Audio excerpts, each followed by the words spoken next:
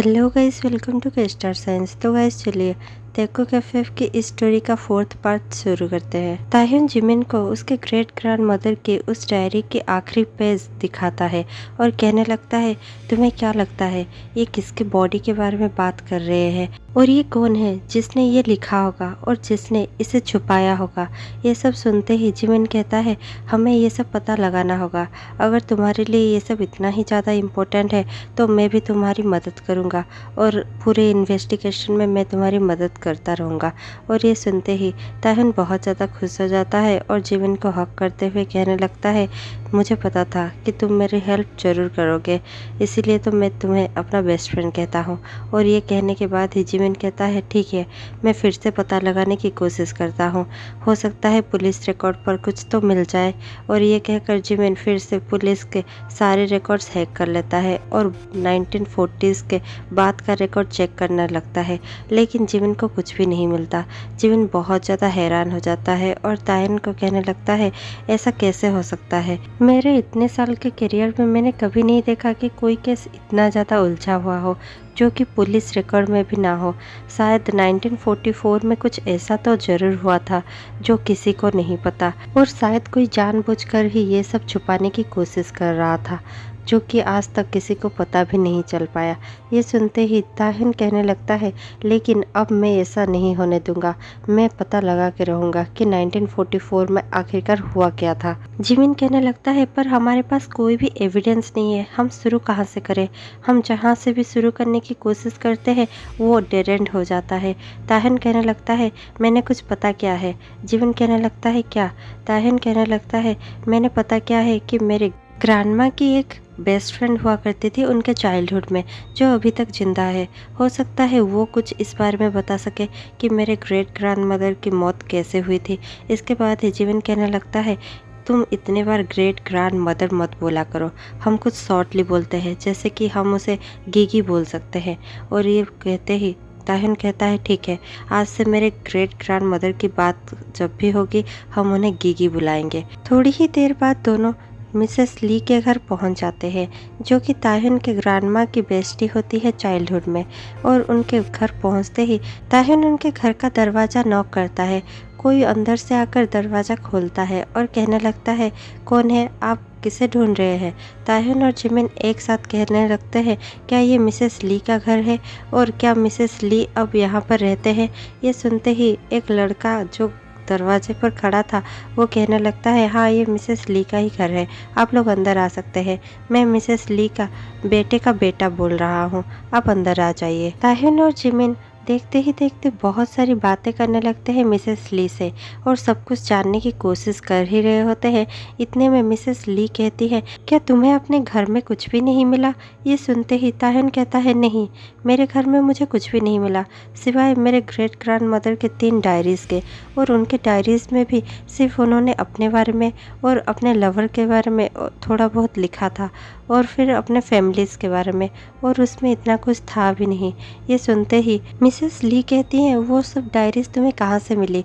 और ये सुनते ही ताह्युन कहने लगता है, वो तो घर में ही थी। मिसेस ली कहती है, क्या तुमने अपना आर्काइव चेक किया है?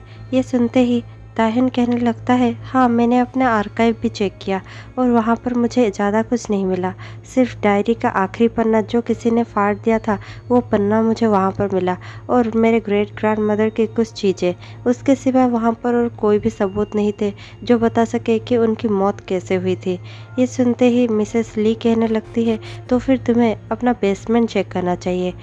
ताह्युन बहुत ज़्यादा घबरा जाता है और शॉक भी हो जाता है और थोड़ी देर चुप रहने के बाद ताह्युन कहता है, क्या हमारे घर में एक बेसमेंट भी है? ये सुनते ही ली कहने लगती है, हाँ, क्या तुम्हें नहीं पता, तुम्हारे घर में एक बेसमेंट तो है। और ताह्युन कहने लगता है, नहीं, मुझे आज तक नहीं पता, मैं बचपन से वहाँ पर रहा हूँ, लेकिन मुझे कैसे नहीं पता कि वहाँ पर एक बेसमेंट है? क्या आपको पता है कि मेरे घर में बेसमेंट कहाँ पर है? मिसेस ली कहती है, हाँ, मुझे पता है, ताह्युन उनसे रिक्वेस्ट करता है कि वो उनके साथ आए और उन्हें बेसमेंट का रास्ता बता दे। मिसेस ली थोड़ी देर बाद ही मान जाती है और कहने लगती है, ठीक है, मैं तुम्हें रास्ता बता दूंगी, लेकिन तुम्हें मुझे प्रॉमिस करना होगा कि अगर तुम्हें वहाँ कुछ भी मिलता है तो मुझे तुम इन सब में नहीं घसीटोगे। ये सुनते ही ताह्युन कहता है, ठीक है, हम आपको बिल्कुल भी परेशान नहीं करेंगे, लेकिन मुझे ऐसा क्यों फील हो रहा है कि आप किसी से बहुत ज़्यादा डरते हैं या फिर आपको कोई बात बहुत ज़्यादा सता रही है।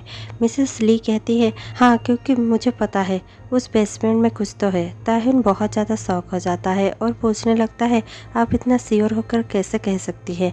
मिसेस ली कहती है, क्योंकि मुझे पता है वहाँ पर कुछ तो था जिस वजह से तुम्हारे ग्रेट ग्रैंडफादर ने कभी भी मुझे या तुम्हारे ग्रैंडमा को उस बेसमेंट में जाने नहीं दिया, और स्पेशली तुम्हारे ग्रेट ग्रैंड मदर के डेथ के बाद से हमने कभी भी उस बेसमेंट में अपना कदम नहीं रखा, जबकि खेलते वक्त वो हमारा फेवरेट प्लेस हुआ करता था छुपने के लिए।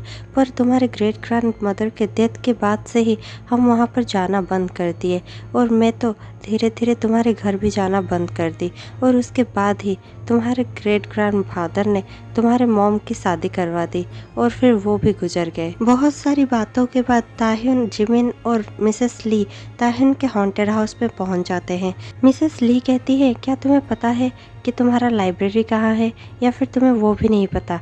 ताह्युन कहता है, हाँ मुझे पता है, लाइब्रेरी ठीक मेरे रूम के साइड पर है। और ये सुनते ही मिसेस ली थोड़ा सा ताह्युन को देखने लगती है और फिर कहने लगती है, क्या तुमने अपने ग्रेट ग्रैंड मदर का रूम ले लिया है। ताह्युन फिर से थोड़ा सा शौक हो जाता है और कहने लगता है, मिसेस ली, क्या आपको हमारे घर का सारा कोना कोना पता है। और ये सुनते ही मिसेस ली थोड़ा सा स्माइल करती है और कहने लगती है, हाँ, क्योंकि मेरा पूरा बचपन यहीं पर बीता था और मैं बहुत ज़्यादा खुश थी जब मैं यहाँ पर आया करती थी, और तुम्हारे ग्रैंडमा के साथ हमारी बहुत सारी मेमोरीज इस घर में है, लेकिन फिर मैं यहाँ आना ही बंद कर दी। चलो कोई बात नहीं, आज मैं तुम्हें दिखा ही देती हूँ कि बेसमेंट कहाँ है। और ये कहते ही वो लाइब्रेरी में ताह्युन और जिमिन को लेकर चली जाती है। तीनों ही लाइब्रेरी में जाते हैं। देखते ही देखते मिसेस ली एक बुक को बहुत ज़्यादा पुश करती है, जो बुक को कोई भी पढ़ा नहीं करता था। जैसे ही मिसेस ली उस बुक को पुश करती है, फायर प्लेस अंदर से खुल जाता है, और वो देखकर जिमिन और ताह्युन बहुत ज़्यादा हैरान हो जाते हैं। जिमिन कहने लगता है, क्या फायर प्लेस के अंदर है बेसमेंट। ये सुनते ही ताह्युन भी बहुत ज़्यादा शौक हो जाता है और अंदर देखने लगता है। मिसेस ली कहती है, हाँ, तुमने सही समझा है, बॉन फायर प्लेस के ही अंदर है एक रूम जिसे बेसमेंट कहते हैं। तुम्हें शायद नहीं पता होगा, देखकर अंदर आ जाना। और मिसेस ली दोनों को लीड करते हुए आगे आगे चलने लगती है। मिसेस ली के पीछे ताह्युन और ताह्युन के पीछे जिमिन, तीनों ही उस बेसमेंट में जाने लगते हैं। जैसे ही तीनों धीरे धीरे नीचे जाकर उस बेसमेंट में पहुंच जाते हैं, मिसेस ली कहती है, अब यहाँ पर ढूंढना शुरू करते हैं, हमें ज़रूर कुछ ना कुछ तो मिल ही जाएगा। और ढूंढते ढूंढते जिमिन को एक एनवलप मिल जाता है। जिमिन कहता है, देखो मुझे क्या मिला। ताह्युन कहता है, इस एनवलप में क्या हो सकता है। जिमिन कहता है, चलो खोल कर देखते हैं। तीनों के तीनों बहुत ज़्यादा एक्साइटेड होते हैं और उस एनवलप को ओपन करने लगते हैं। जैसे ही ताह्युन उस एनवलप को ओपन करता है, उसके अंदर बहुत सारे लेटर्स और बहुत सारे फोटोग्राफ्स निकल कर आते हैं।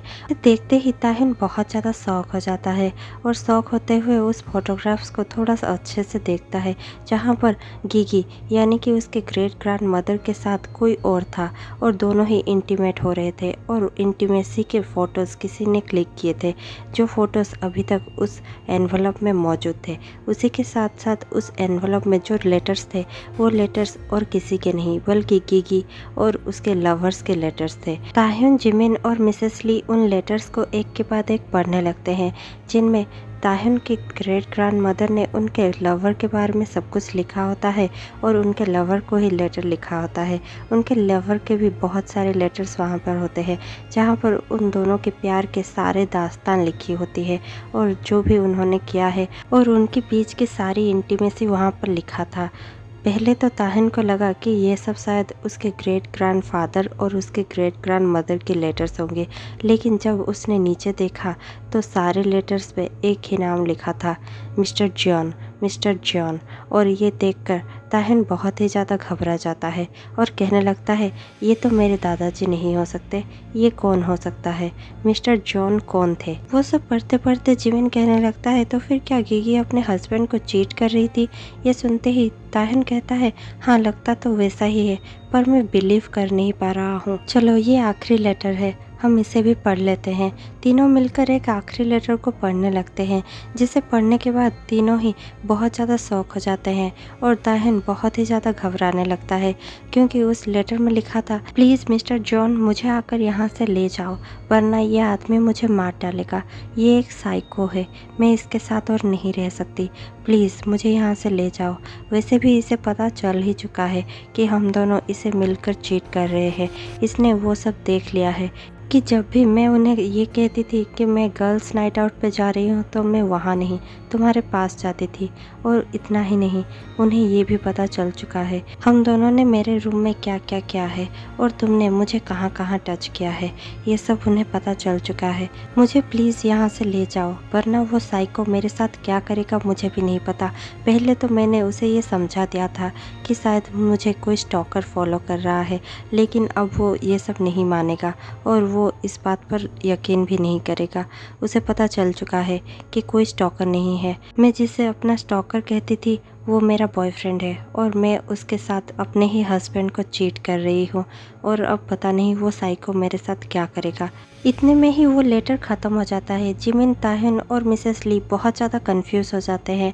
जिमिन कहने लगता है क्या ऐसा हो सकता है कि गिगी के हस्बैंड ने ही उसे मार दिया हो। ये सुनते ही ताहिन कहने लगता है क्या तुम ये कहना चाहते हो कि मेरे ग्रेट ग्रैंडफादर ने ही गिगी को मारा है। ये सुनते ही जिमिन कहता है लगता तो ऐसा ही है। वो लोग इतना बात कर ही रहे होते हैं कि ऊपर कुछ गिरने का आवाज़ सुनाई देता है। ताहिन कहता है हमारे घर में कौन है, मुझे अभी जाकर देखना होगा। और जैसे ही ताहिन और जिमिन ऊपर की ओर दौड़कर जाने ही वाले होते हैं कि जिमिन गिर जाता है और जिमिन का हाथ एक वास पर लगता है और वो वास गिर जाता है और नीचे गिरकर टूट जाता है। जैसे ही वो भास नीचे गिर जाता है जिमिन सॉरी सॉरी कहता हुआ उस भास को उठाने लगता है। तब तक ताहिन देखता है कि जिमिन के पीछे वाला दीवार अपने आप साइड हो रहा है और वो दीवार साइड होते हुए उसके अंदर एक और रूम होता है, जिसे देखकर मिसेस ली भी घबरा जाती है और उसी की ओर देख रही होती है। जिमिन दोनों को ही देखता है और घबराते हुए अपने पीछे देखता है और फिर कहने लगता है ओ नो, यहाँ पर एक और रूम है, हमें पता ही नहीं था। मिसेस ली कहने लगती है हाँ मैं इतने बार यहाँ पर आई थी लेकिन मुझे भी पता नहीं था कि बेसमेंट के अंदर और एक रूम है। और फिर तीनों ही उस रूम के अंदर जाने लगते हैं। जैसे ही तीनों उस रूम में जाते हैं उस रूम में एक बड़ा सा बेड होता है। उस बेड पर धूल तो जम चुकी होती है लेकिन उस बेड पर गिरे दाग अभी तक नहीं धुले होते और वो दाग खून के होते हैं। उसे देखकर ताहिन जिमिन बहुत ज़्यादा डर जाते हैं। जिमिन कहने लगता है यहाँ पर खून क्या कर रहा है और ये रूम किसका हो सकता है, ये रूम कौन यूज़ करता होगा। और फिर ताहिन उस रूम की सारी चीज़ों को देखने लगता है और कहने लगता है इस रूम में सारी चीज़ें वैसे ही क्यों हैं जैसे कि कोई डार्क या रेड रूम में होता है। यहाँ पर किसी को टॉर्चर किया गया था क्या। ये सुनते ही मिसेस ली कहने लगती है क्या ऐसा हो सकता है कि यहाँ पर तुम्हारे ग्रेट ग्रैंड मदर की डेथ हुई हो। ताहिन कहने लगता है पर ऐसे कैसे हो सकता है, उनकी डेथ यहाँ पर कैसे हो सकती है, क्योंकि उनकी मौत तो मेरे रूम में हुई थी ना, मेरा मतलब है कि उनके रूम में हुई थी। ये सब मुझे अपने ग्रैंडमा ने और मेरे मॉम ने भी बताया था कि उनकी मौत मेरे ही रूम में हुई थी, यानी कि उनके रूम में हुई थी। ओ माय गॉड, मैं पागल हो जाऊँगा। मिसेस ली कहने लगती है प्लीज़ काम डाउन, तुम इतना मत सोचो, हो सकता है उन्हें भी नहीं पता हो इन सब के बारे में और उन्हें भी वही बताया गया हो जो आज तक सब कोई सच मान रहे हैं। देखते ही देखते उन्हें और भी ज़्यादा फोटोग्राफ्स उस रूम से मिलती है जहाँ पर गिगी के फ़ोटोज़ पर किसी ने रेड इंक से क्रॉस बनाया होता है और उसे देखकर जिमिन बहुत ज़्यादा घबरा जाता है। जिमिन कहने लगता है देखो इस फोटोग्राफ पर क्रॉस भी बना हुआ है, इसका मतलब कोई गिगी को मारना चाहता था और शायद यहाँ पर ही वो उसने गिगी को मारा होगा और उसके बाद उसके बॉडी को तुम्हारे रूम में यानी कि गिगी के रूम में लेकर छोड़ दिया होगा। ये सुन के ताहिन बहुत ज़्यादा घबरा जाता है और कहने लगता है मैं और इस रूम में नहीं रहना चाहता, मुझे बहुत ज़्यादा घबराहट महसूस हो रहा है। जिमिन कहने लगता है मैं एक काम करता हूँ, मैं इस ब्लड के कुछ सैंपल्स ले जाता हूँ और तुम भी अपने कुछ चीज़ें मुझे दे देना, मैं इनसे डीएनए टेस्ट करवाऊँगा। अगर ये डीएनए तुमसे मैच होता है तो हमें पता चल जाएगा कि ये गिगी का ही ब्लड है और उन्हीं का यहाँ पर डेथ हुआ था। लेकिन अगर ये ब्लड उनका ना हुआ तो हमें ये भी पता चल जाएगा कि कोई और भी था जो इस घर में मरा था और जिसकी मर्डर किसी ने इस रूम में की थी। और ये सब सुनते ही ताहिन और भी ज़्यादा घबरा जाता है और कहने लगता है तुम्हें जो करना है जल्दी से करो, मैं और इस रूम में रहना नहीं चाहता। जिमिन जल्दी से उस ब्लड की कुछ सैंपल्स ले जाता है और फिर तीनों ही उस रूम से बाहर निकल जाते हैं। और जैसे ही उस रूम से बाहर निकल कर वो लोग मेन हॉल में पहुंच जाते हैं, तीनों ही बहुत ज़्यादा घबराए हुए होते हैं। मिसेस ली कहती है अब मुझे यहाँ से चलना चाहिए, ये घर सचमुच हॉन्टेड है, मुझे नहीं लगता कि मुझे ज़्यादा देर तक यहाँ पर रहना चाहिए। सॉरी बच्चों, मैंने तुम्हारी जितनी भी हेल्प की अब मैं और हेल्प नहीं कर सकती। ये कहकर मिसेस ली वहाँ से जाने लगती है। जिमिन भी कहने लगता है तुम जल्दी से अपना कुछ हेयर या ऐसा कुछ दे दो ताकि मैं जल्दी से डीएनए टेस्ट करवा पाऊँ और तुम्हें रिपोर्ट कर सकूँ। इसके बाद ही ताहिन अपना एक हेयर स्ट्रैंड निकाल कर जिमिन को दे देता है और फिर जिमिन उसे लेकर वहाँ से चला जाता है। ताहिन बहुत ही ज़्यादा घबराया हुआ होता है और अपने मेन डोर को लॉक कर वो अपने रूम में चला जाता है। जैसे ही वो अपने रूम में जाकर अपने बेड पर लेटा ही हुआ होता है और अपने आइज़ को क्लोज करता है। थोड़ी ही देर बाद जब ताहिन अपने आइज़ ओपन करता है वो देखता है कि जोंगकुक उसे देख रहा है। उसे देखकर ताहिन बहुत ही ज़्यादा डर जाता है और ज़ोर से चिल्लाने लगता है। जोंगकुक कहता है तुम इतना ज़्यादा चिल्ला क्यों रहे हो? ताहिन कहने लगता है तुमने मुझे डरा दिया, तुम यहाँ पर कर क्या रहे हो? जोंगकुक कहने लगता है मैं तुम्हें यहाँ पर सरप्राइज़ देने आया था और वैसे भी मुझे पता है तुम किस चीज़ की इन्वेस्टिगेशन कर रहे हो, लेकिन मैं बता दूँ तुम्हें ज़्यादा कुछ हासिल नहीं होगा जब तक मैं तुम्हारी हेल्प नहीं करूँगा। ताहिन कहने लगता है क्या तुम्हें इस सब के बारे में पहले से पता था? जोंगकुक कहने लगता है हाँ लिटिल माउस, मैं तुम्हें सब कुछ बता सकता हूँ जो भी तुम्हें जानना हो। ये सुनते ही ताहिन बहुत ज़्यादा शौक हो जाता है, लेकिन उसे जानने की एक्साइटमेंट तो होती ही है। ताहिन जानने के लिए अपने बेड पर बैठ जाता है और कहने लगता है क्या तुम्हारे पास मेरे ग्रेट ग्रैंड मदर की भी सारी इन्फॉर्मेशन है? क्या तुम वो सब मुझे दे सकते हो? जोंगकुक थोड़ा सा स्मोक करता है और कहने लगता है इतनी जल्दी भी क्या है? और ये सुनते ही ताहिन कहने लगता है मुझे इन्वेस्टिगेशन जल्द से जल्द ख़त्म करना है, मैं बहुत ज़्यादा फ्रस्ट्रेट हो चुका हूँ। जोंगकुक फिर से थोड़ा सा स्मोक करता है और कहने लगता है क्या मैं तुम्हारा स्ट्रेस कम कर दूँ? ये सुनते ही ताहिन कहता है प्लीज़ तुम यहाँ से जाओ, अगर तुम्हें कुछ नहीं बताना तो। जोंगकुक कहने लगता है तुम कौन होते हो मुझे यहाँ से जाओ कहने वाले? मैं जब भी मन करेगा तब आऊँगा और जब मेरा मन करेगा मैं तब जाऊँगा। वैसे भी मैं सारी रात यहाँ पर बैठकर तुम्हें देखता ही रहता हूँ और तुम्हें पता है तुम्हें ऐसे ही सोते हुए देखते रहना कितना ज़्यादा मुश्किल है और मैं कितना ज़्यादा खुद को कंट्रोल करता हूँ। ये सुनते ही ताहिन कहने लगता है तुम्हें किसने कहा है कंट्रोल करने के लिए? जोंगकुक थोड़ा सा स्मार्ट करता है और कहने लगता है तो फिर लिटिल माउस क्या तुम चाहते हो कि मैं खुद को कंट्रोल ना करूँ? ये सुनते ही ताहिन कहने लगता है मैं ऐसे तो नहीं कह रहा, पर मैं चाहता हूँ कि तुम यहाँ से चले जाओ और मैंने तुम्हें नहीं कहा है मुझे सोते हुए देखने के लिए। जोंगकुक कहने लगता है ये मेरी मर्जी है, मैं तुम्हें हमेशा ही देखूँगा और कोई और तुम्हें देख नहीं पाएगा। ये कहते ही ताहिन बहुत ज़्यादा फ्रस्ट्रेट होता है और उसका माइंड भी ब्लैंक हो चुका होता है। उसे बहुत ज़्यादा मन करता है कि वो जोंगकुक को किस करे, इसीलिए वो अपने दिल की सुनता है और देखते ही देखते जोंगकुक को किस कर लेता है। जोंगकुक खुद को कंट्रोल नहीं कर पाता। जोंगकुक कहने लगता है ये तुम क्या कर रहे हो? तुम्हें पता है ना तुम इतना कर नहीं बच सकते और तुम इसके बाद मेरे से दूर नहीं जा सकते। ताहिन जोंगकुक को और भी ज़्यादा किस करता है और थोड़ी देर डीपली किस करने के बाद जोंगकुक के कानों में कहने लगता है मैं तुमसे बचना चाहता भी नहीं हूँ। और ये सुनकर जोंगकुक और भी ज़्यादा एक्साइटेड हो जाता है और ताहिन को ज़ोर से हक करने लगता है और टाइटली हक कर कहता है मैं अब तुम्हें कहीं पर भी जाने नहीं दूँगा और जो भी तुम्हें जानना है वो सब कुछ मैं तुम्हें कल बता दूँगा। ये सुनते ही ताहिन बहुत ज़्यादा खुश हो जाता है और कहने लगता है तो फिर क्या अब तुम जाने वाले हो? जोंगकुक कहने लगता है मैंने पहले से ही कहा था कि मैं तुम्हें नहीं छोड़ने वाला और तुम्हारा पनिशमेंट तो अभी बाकी है। ताहिन कहता है कैसा पनिशमेंट? जंगकुक कहता है तुमने कल रात क्या किया था तुम्हें नहीं पता। ताहिन कहता है क्या किया था मैंने। जंगकुक कहता है तुमने मुझे बहुत ज़्यादा एक्साइटेड किया था, लेकिन फिर मेरे क्लाइमेक्स के पॉइंट पर ही तुमने मुझे छोड़ दिया था और उसका बदला मैं आज लेकर रहूँगा। This is revenge time. और वैसे भी मैं तुम्हें हार्ड पनिश करने वाला हूँ, सो बी रेडी। ताह्युन जंगकुक को पुश कर देता है और नीचे की ओर दौड़ने लगता है। जंगकुक भी उसके पीछे पीछे दौड़ने लगता है। ताह्युन दौड़ते दौड़ते अपने डाइनिंग हॉल में पहुंच जाता है, पर देखते ही देखते जंगकुक ताह्युन के बहुत ज़्यादा नज़दीक पहुंच जाता है और ताह्युन के हाथों को पकड़ लेता है और अपनी ओर खींच लेता है। ताह्युन के वेस्ट को जंगकुक बहुत ही ज़्यादा टाइटली ग्रैब करता है और खुद की ओर खींचकर उसे खुद के चेस्ट पर प्रेस करते हुए कहने लगता है अब तुम कहाँ जाने वाले हो, मैं तुम्हें कहीं पर जाने नहीं दूंगा। और ये कहकर वो ताह्युन को बहुत ही हार्डली किस करने लगता है और थोड़ी देर किस करने के बाद वो ताह्युन के लिप्स को बाइट करता है। ताह्युन को पेन फील होता है, लेकिन उसके साथ साथ ताह्युन प्लेजर भी फील कर रहा होता है, इसीलिए ताह्युन भी जंगकुक को बहुत ज़्यादा डीपली किस करने लगता है।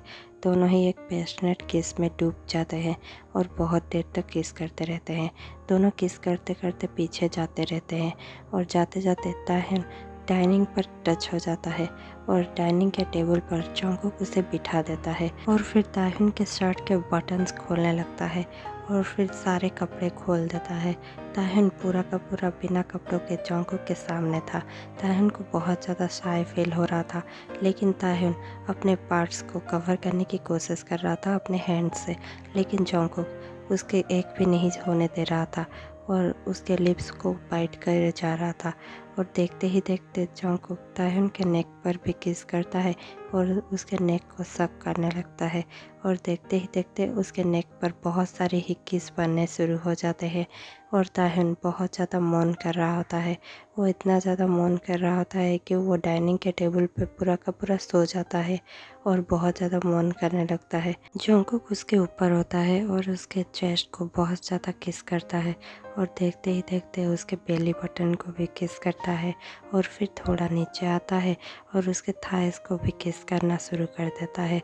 ताह्युन बहुत ही ज़्यादा एक्साइटमेंट फील कर रहा होता है और उसे बहुत ही ज़्यादा एक्साइटमेंट फील होता है। देखते ही देखते जंगकुक ताह्युन के साथ बहुत ही ज़्यादा हार्डली इंटीमेट होना शुरू हो जाता है। जंगकुक बहुत ही ज़्यादा रफली कर रहा होता है और ताह्युन को बहुत ज़्यादा पेन फील हो रहा होता है। ताह्युन बहुत ही ज़ोर से मौन करने लगता है। ताह्युन अपने हाथों से टेबल के दोनों एड्स को बहुत ही ज़्यादा ज़ोरों से ग्रैब करता है और जैसे ही जंगकुक और भी ज़्यादा रफ होता है, ताह्युन और भी ज़्यादा मौन करने लगता है। जंगकुक ताह्युन के नेक को किस कर रहा होता है और दोनों इंटीमेट हो रहे होते हैं। ताह्युन जंगकुक के बालों को पकड़कर बहुत ज़्यादा पुल करने लगता है। जंगकुक को बहुत ज़्यादा एक्साइटमेंट फील होने लगता है और वो ताह्युन के नेक पर बाइट कर देता है। ताह्युन को बहुत ही ज़्यादा एक्साइटमेंट फील होता है और पेन फील होता है। ताह्युन अपने हाथों को पीछे की तरफ बहुत ज़ोर से मारने लगता है। जैसे ही ताह्युन ऐसे करता है, उसके हाथ फ्रूट बास्केट पर लग जाता है और सारे फ्रूट्स हर तरफ गिर जाते हैं। फिर भी वो दोनों नहीं रुकते और वो दोनों बहुत ज़्यादा हार्डली इंटीमेट होते ही रहते हैं। थोड़ी देर बाद ही ताह्युन थक जाता है और कहने लगता है प्लीज़ स्टॉप इट, लेकिन जंगकुक थोड़ी देर तक नहीं रुकता और फिर थोड़ी देर बाद ही जंगकुक भी थक जाता है और वो रुक जाता है और फिर देखते ही देखते वो ताह्युन को अपने बाहों में उठा लेता है और उसके बेडरूम में ले जाता है।